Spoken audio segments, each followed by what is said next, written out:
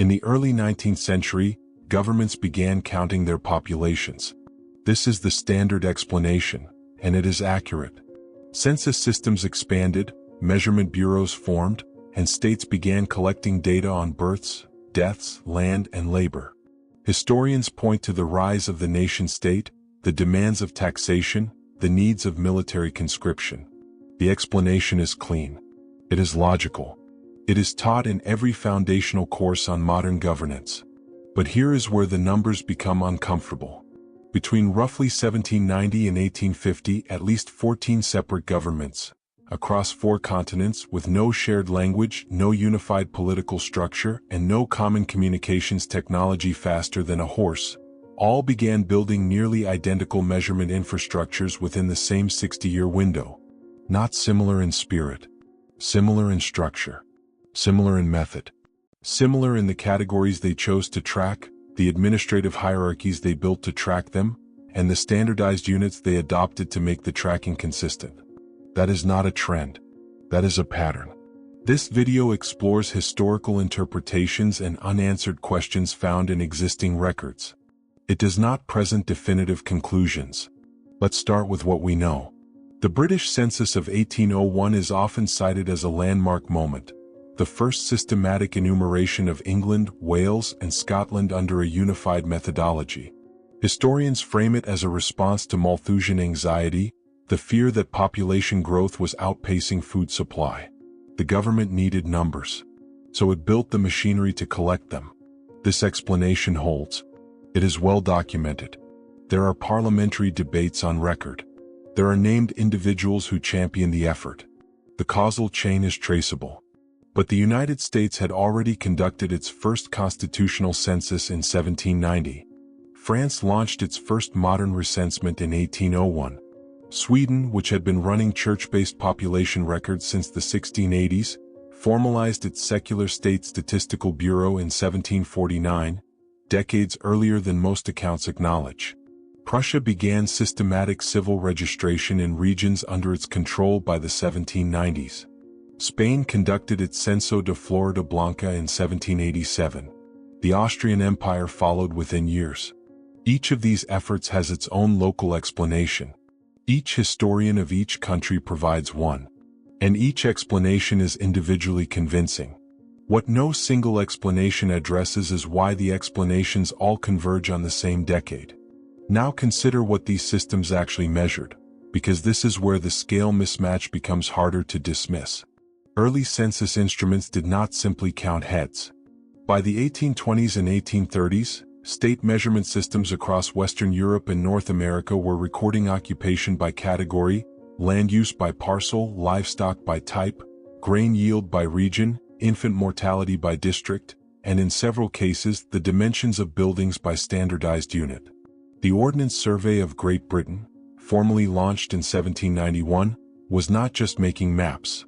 It was measuring elevation gradients, calculating triangulation points across the entire island, and producing standardized grid references that would be compatible with engineering, military planning, and administrative boundary drawing simultaneously.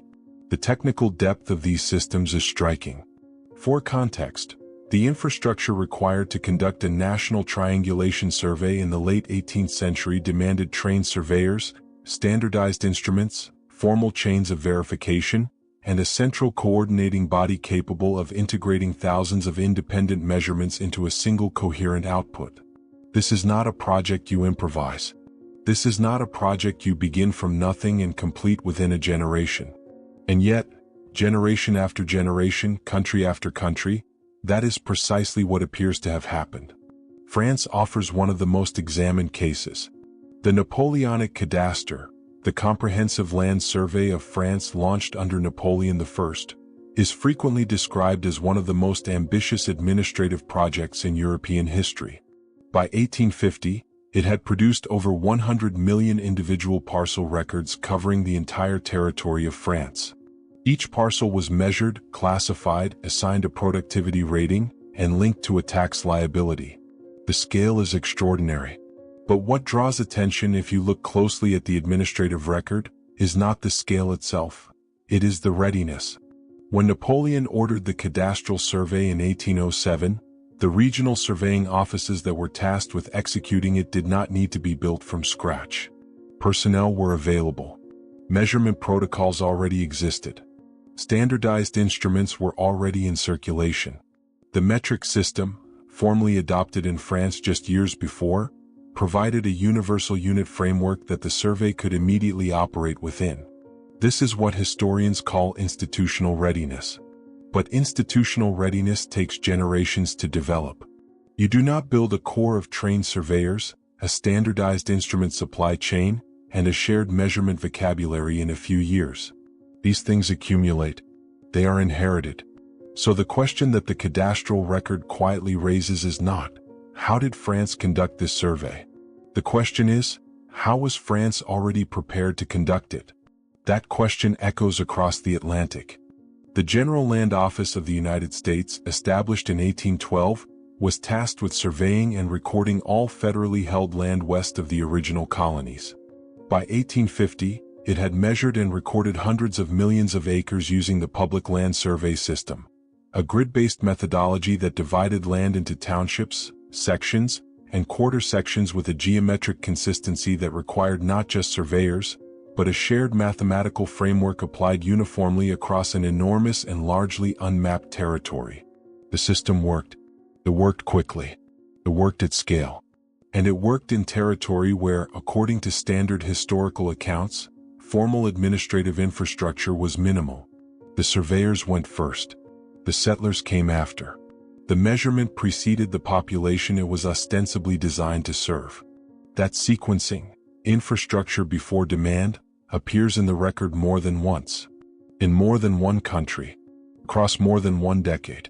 The timing anomaly is not dramatic. It does not announce itself.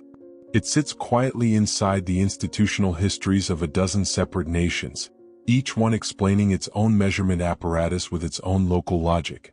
But when you place those histories side by side, not to compare their politics, not to compare their economies, but simply to compare their timelines and their technical depth, a discomfort begins to form.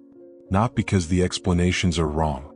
Because the explanations taken together may not be sufficient. That is important to establish clearly, because isolated anomalies are easy to dismiss. A single nation building measurement infrastructure ahead of its apparent need could be explained by exceptional leadership, by fortunate circumstance, by a particularly ambitious minister who happened to live at the right moment. History is full of exceptional individuals. History is full of fortunate circumstances. But the pattern does not stay isolated. It replicates across geography, across language, across political systems that shared no common government, no common currency, and no common line of command. And when you begin to map the replication, not the politics, not the ideology, but purely the technical sequencing, the discomfort that began with France and America deepens into something that is harder to set aside. Begin with Britain, because Britain's case is unusually well documented. The Ordnance Survey, as mentioned, launched formally in 1791. But the triangulation work that underpinned it had begun earlier. The principal triangulation of Britain, which forms the geometric backbone of every map the Ordnance Survey ever produced, was already underway before the institution had its official name. The first baseline measurement, a foundational step in any national triangulation, requiring extreme precision and standardized equipment, was conducted on Hounslow Heath in 1784. 1784. At that point, Britain had no national census. It had no civil registration of births and deaths, that would not arrive until 1837. It had no standardized system of weights and measures that applied uniformly across the country. That too came later. But it had the geometric infrastructure to map itself with a precision that would not be surpassed for generations. The measurement of the land preceded the measurement of the people by decades. If the purpose of state measurement is to administer a population, the sequence is inverted. You would expect the population count to come first, to establish that there is something to administer, and the detailed land survey to follow as administration becomes more sophisticated. In Britain, the detailed land survey came first. That inversion is not unique to Britain. In the United States, The public land survey system imposed a geometric grid across territory that was, in official accounts, largely unsettled when the surveys began. Townships were drawn. Sections were numbered. Quarter sections were delineated. All of this happened before the communities that would eventually use those designations existed to request them. Surveyors working in Ohio, Indiana, and Illinois in the early decades of the 19th century were not responding to the administrative needs of existing towns. They were laying a coordinate framework across empty land, or land described in the record as empty, in anticipation of occupation that had not yet occurred. The grid was not built for the people who were there. It was built for the people who were coming. That is one interpretation, and it is a reasonable one. Planned expansion. Forward-looking governance. There is nothing inherently unusual about building infrastructure in anticipation of growth. Except, to build a grid of that precision, at that scale, across that terrain, you need surveyors who already exist. You need instruments that already exist. You need a mathematical methodology that is already established, already tested, already trusted enough to be applied uniformly across a continental land mass. The question is not why the grid was built. The question is where the capacity to build it came from. Canada offers a parallel case that receives less attention than it deserves. The Dominion Land Survey, Canada's version of the public land survey system, extended the same township and section grid methodology northward across the Canadian prairies beginning in the 1870s. It was not a copy of the American system developed after studying American precedent. It was an application of the same underlying geometric logic, executed by surveyors trained within a British institutional tradition, producing output that was structurally compatible with American survey records despite being administered by a different government in a different country. Two separate nations. Two separate administrative bodies. One geometric framework. Historians explain this through shared British surveying tradition, through the practicalities of a common border, through the logic of compatible land administration systems facilitating eventual trade and migration. These explanations are plausible. They are probably partially correct. But they describe a convergence of outcome. They do not fully explain a convergence of methodology that was already in place, already standardized, already portable, before either nation decided to apply it. Move to a different kind of infrastructure. In the 1820s and 1830s, canal systems expanded across Britain and the northeastern United States with a speed and coordination that the transportation demand of the era struggles to fully account for. The Erie Canal, completed in 1825, connected the Hudson River to the Great Lakes across 363 miles of excavated waterway. The engineering involved, locks, aqueducts, gradient calculations, soil assessments, required a level of civil engineering expertise that, according to standard accounts, barely existed in the United States at the time the project began. The engineers learned on the job. That is what the historical record says. And there is evidence to support it. There are letters, there are accounts of early failures, there are records of techniques being developed mid-project. But the project was completed. On time. At scale. In a country that, by its own institutional account, was improvising the discipline of civil engineering as it went. In Britain, the canal mania of the 1790s produced over 4,000 miles of navigable waterway within 30 years. The surveying required to plan those routes, to calculate gradients, to identify water sources for summit levels, to design the lock systems that would manage elevation changes, was not theoretical. It was applied repeatedly by a professional class of surveyors and engineers who appear in the record already formed, already competent, already distributed across the country in sufficient numbers to execute dozens of simultaneous projects.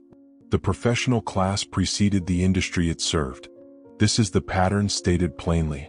Across Britain, the United States, Canada, France, and Prussia, across canal systems, land surveys, cadastral records, and population censuses, the institutional and technical capacity required to execute these projects appears in the record either simultaneous with, or prior to, the demand that supposedly generated it. Infrastructure before demand. Capacity before need. Precision before population. In each individual case, historians provide explanations. In each individual case, those explanations are locally coherent. What the local explanations do not address is the synchrony. Why does the same sequencing anomaly, capacity preceding need, appear across disconnected nations in disconnected administrative traditions within the same compressed historical window? Some researchers, when examining this cluster of patterns, have begun grouping them under a broader interpretive label. Not as an explanation, not as a conclusion, but as a question that the standard national histories told separately do not quite answer. That label is where the next part of this examination leads. It appears in 19th century cartography. It appears in encyclopedias printed before 1900. It appears in the Encyclopaedia Britannica of 1771, in French geographical dictionaries, in Russian imperial administrative records. For most of the 20th century, it sat quietly inside those sources, unremarked upon, treated as a regional geographical designation of limited modern relevance. In recent years it has returned, not through academic journals, not through peer-reviewed archaeology, but through online communities, documentary channels, and researchers working largely outside institutional frameworks. The label they have attached to the patterns examined in this video, and to dozens of related anomalies across architecture, infrastructure, and administrative history, is a single word: Tartaria. It is worth being precise about what that word has meant across different contexts, because the precision matters. In historical cartography, Tartaria, or Tartary, refer to a vast and loosely defined geographical region spanning Central Asia, Siberia, and parts of Eastern Europe. It was not a unified political entity in the way that France or Britain were political entities. It was a cartographic convention, a label applied to territory that European mapmakers understood imperfectly and grouped under a single name for convenience. The region appeared on maps for centuries. It was not hidden. It was not erased. It was printed, republished, and circulated in some of the most widely distributed geographical texts of the early modern period. That is the historical record. It is straightforward. What has happened in contemporary discussion is that this geographical label has been repurposed, by some researchers in some interpretive frameworks, as a shorthand for a broader set of claims about the 19th century. The claim, stated in its most restrained form, is this: that the measurement systems, the infrastructure, and the institutional capacity that appears so suddenly and so consistently across the early 19th century may not have been built from nothing. That it may have been inherited. That the official historical account of these systems being constructed within a single generation, largely through improvisation and political will, does not fully account for the technical depth that those systems demonstrate from their earliest documented operations. One interpretation is that these systems were inherited from an earlier, more sophisticated administrative civilization, one that the standard historical record does not adequately describe or has not yet fully reconstructed. That is one interpretation. Another interpretation, offered by institutional historians, is that the synchrony of 19th century measurement systems reflects something real but far more mundane: the circulation of knowledge through Enlightenment networks. Scientific societies, journals, diplomatic correspondence, and the movement of trained individuals between countries created a genuine transfer of methodology. When France adopted the metric system, it published its reasoning. When Britain launched the Ordnance Survey, its methods were documented and read. When American engineers struggled with canal construction, some of them traveled to Britain and returned with techniques. The synchrony, in this interpretation, is the synchrony of an interconnected intellectual community, not the residue of a lost civilization but the output of a functioning one. This interpretation is well supported. The networks existed. The correspondence is archived. The journals are preserved. A third interpretation, less frequently articulated but present in some of the more careful examinations of administrative history, does not invoke lost civilizations or intellectual networks at all.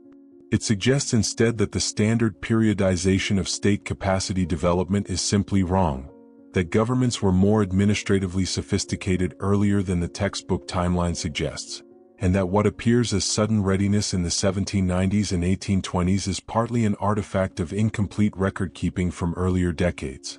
In this view, the anomaly is not in the infrastructure. The anomaly is in the archive. Records from earlier periods are sparse not because the capacity did not exist, but because systematic preservation of administrative records was itself a product of the same measurement culture we are examining. The earlier capacity existed. We simply do not have clean documentation of it. Each of these interpretations engages seriously with the same set of observations. Each one offers a mechanism. Each one has explanatory power over some portion of the evidence. None of them resolves the entire pattern. The Enlightenment network interpretation explains the methodological convergence between Western European nations reasonably well. It is less comfortable when applied to the speed of implementation. Networks transfer ideas, but turning an idea into a functioning national survey infrastructure in under a generation requires more than an idea. It requires trained personnel in sufficient numbers, instruments in sufficient supply, and administrative frameworks capable of managing thousands of simultaneous field operations. Ideas travel fast. Institutional capacity does not. The archive gap interpretation is intellectually honest about the limits of the evidence. But it is, by its nature, an argument from absence, a suggestion that the anomaly disappears if we assume records we do not have. That may be correct. It may also be a way of dissolving a genuine question by relabeling it as a documentation problem. The Tartaria framework interpretation, in its most careful form, is not really a single interpretation at all. It is a holding category, a label applied to a set of unresolved questions that existing interpretive frameworks have not yet answered to everyone's satisfaction. Used this way, it is not a claim about a hidden empire. It is a flag planted at the location of an explanatory gap. Used more loosely, as it often is in online discussion, it becomes something else. It becomes a conclusion dressed as a question. And that transformation from genuine inquiry into settled narrative is where the analytical value of the framework tends to collapse. What remains when the label is set aside is the pattern itself. Measurement systems of significant technical depth appearing across multiple nations within a compressed time window. Infrastructure preceding the populations it was designed to serve. Professional classes, surveyors, engineers, cartographers, statisticians, appearing in the record already formed, already capable, in numbers sufficient to execute projects of continental scale. These observations do not require a dramatic explanation. They may have a straightforward one. But the straightforward explanations, examined carefully, each carry a weight that they do not always appear to carry in the standard telling. The history of how the modern world learned to measure itself is, in the official account, a story of gradual accumulation, slow institutional development, the patient construction of professional disciplines, the incremental expansion of state capacity over centuries. The timeline in the record tells something slightly different. Not a contradiction. Not a refutation. Something quieter and in some ways more persistent. A sequence that fits the explanation almost entirely, right up until the moment you ask how long it would actually take to build what was already there.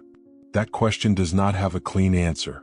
And perhaps that is exactly where the examination should pause, not because the answer does not exist, but because the discomfort of not yet having it is, for now, more honest than the comfort of pretending we do.